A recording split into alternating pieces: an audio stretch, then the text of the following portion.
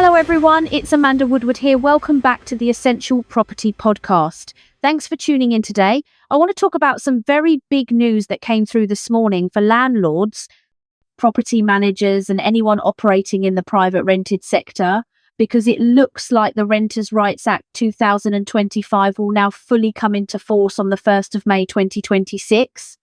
Yes, you heard that right, it's official. The government have confirmed the full implementation date. And it changes everything.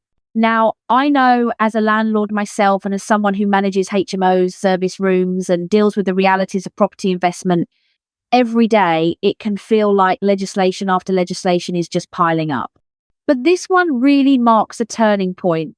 When I say fully come into force, I mean the entire suite of reforms, the end of the fixed-term ASTs, the switch to open-ended periodic tenancies, the abolition of Section 21 no-fault evictions, the new rent increase rules, the national landlord and agent database, the mandatory ombudsman, the decent home standard for the private rented sector, and yes, all the related enforcement powers. It all becomes live on the 1st of May 2026. So today, I want to walk you through what this date means for you, what I think will happen leading up to that point, and most importantly, what you should be doing right now, because this isn't one of those distant changes, it's looming. For landlords, property owners, business owners, this has major consequences on structure, strategy, risk, and growth. First, let's reflect on why this matters. On your board, in your portfolio, you might have properties managed under current rules, you might have fixed-term ASTs in place, you might have rent review clauses, rent in advance arrangements, deposit protections, the whole stack as you know it now. With a full activation date of the 1st of May 2026, nothing in your tenancy framework can be left untouched. If you wait, you'll find yourself reshuffling at the last minute, losing control, paying more than necessary. From today, I treat this date as a hard deadline. It's not sometime in 2027, it's not perhaps later. It's the 1st of May 2026. That means 18 months or so to prepare, depending on when your agreements expire, depending on what systems you already have.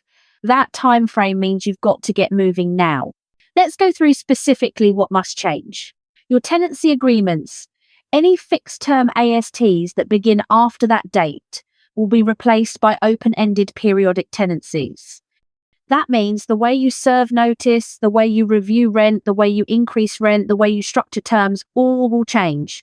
If you still have fixed-term ASTs in place without transition planning, you could be caught out. Possession grounds, Section 21 goes away. So your system of eviction will rely entirely on a new set of statutory grounds. Section 8 or equivalent under the Act. That means your processes, your letters, your evictions policy must be rewritten well in advance. Don't wait until the 1st of May 2026 to do that. Rent increases. Under the new regime, you can expect rent increases only once a year with proper notice, only to market rate. That changes your revenue model and how you plan your profitability. For landlords managing HMOs or shared accommodation, that's a big shift. Upfront payments, the new rules on rent, in advance, deposits, bidding wars, these will bite. If you're taking multi-month rent upfront or asking for 3 months rent to secure a room, you could need to restructure now so you're compliant by the 1st of May 2026. Registration and redress, the national landlord and agent database, mandatory ombudsman membership, these become non-negotiable. If you're not registered, not compliant, you risk more than just fines, you risk being excluded from letting legally. Property standards. The decent home standard for the private rented sector aligned with the social sector means higher expectations on safety, heating, insulation, damp and mould, particularly under the sweeping reform. Your portfolios must meet these standards or you risk enforcement and customer loss. So if I were to sum up what the 1st of May 2026 announcement means for you, it means accelerated preparation, risk mitigation, and strategic repositioning. If your business is still set up under old rules, You're walking into a new world unprepared. Let me now share some predictions for what I expect over the next 12-18 months as everyone gears up for this date. First, I expect there will be plenty of guidance documents, but only limited secondary legislation until early 2026. That means December 2025 might see more enforcement powers switch on, which we already know about. And throughout 2026, there will be a cascade of consultation responses, templates, regulatory updates, but the formal switch for everything will be the 1st of May 2026. Second, I expect we'll see transitional arrangements. For example, tenancies that began before the 1st of May 2026 might be grandfathered on old terms until their expiry. But if you renew after that date, the new rules will apply. That means you'll need a calendar of all your tenancies, their expiry dates, renewal dates, and decide which ones you restructure early. Third, I expect increased market sensitivity. Landlords who still operate under old models might either push harder to raise rents now, plan exits, or sell. You might see increased supply coming to market from landlords who don't want to adapt. That could lead to price shifts, either opportunities for buyers or pressure on rents for rooms and HMOs. Fourth, on the business owner side, I expect that service-based property companies, management firms, maintenance companies, sourcing businesses will all feel the ripple. Because as the rules tighten, compliance audits and systems become another cost, another barrier to entry. So your business model needs to factor in higher overhead, increased risk, more professionalization. That may advantage the competent players and weed out the weaker ones. Now, what should you be doing right now? Here are my personal advice points. Number 1, set your internal deadline of 30 April 2026 and work backwards. Create a schedule of all contracts, licenses, tenancies, and decisions that fall into that date. Map which houses will need tenancy replacement, which rooms will require new clauses, which service contracts will expire before then. Number 2, audit your current tenancies and identify where you're exposed multi-year rent in advance, old deposit schemes, tenancy agreements that don't allow for periodic tenancy, rent review clauses that don't align with the new once-a-year rule. Flag those and build a plan for restructuring in a controlled way, ideally before the budget announcement itself creates market movement. Number 3, if you are an agent or investor, communicate with your landlords and investing partners now. Remind them what's coming, what you're doing, how you're protecting them. Use this announcement as a selling point. We're the management company that is fully prepared for the Renters' Rights Act coming into force on the 1st of May 2026. That builds confidence.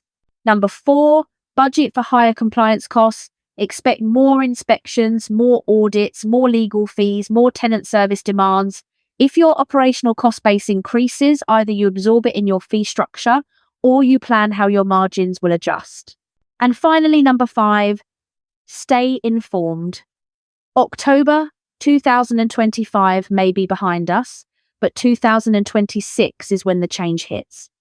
Make sure you monitor the government website, legal updates, you subscribe to specialist training or webinars.